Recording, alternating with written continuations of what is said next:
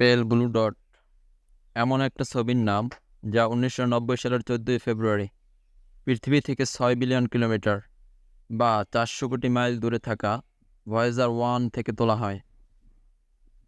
Voyager 1 যখন আমাদের সৌরমণ্ডলের বাইরে চলে যাচ্ছিল, তখন বিখ্যাত জ্যোতির্বিদ কার্ল সেগালের অনুরোধে ভয়েজার 1-এর ক্যামেরা শেষবারের মতো পৃথিবীর দিকে তাক করানো হয় এবং শ্যুট করা হয় মানব ইতিহাসের বিখ্যাত এবং দুর্লভ সেই ইমেজ।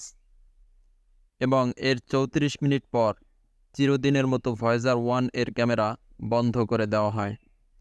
কার্ল সেগাল এই ছবির নাম দেন দ্য পেল ব্লু ডট।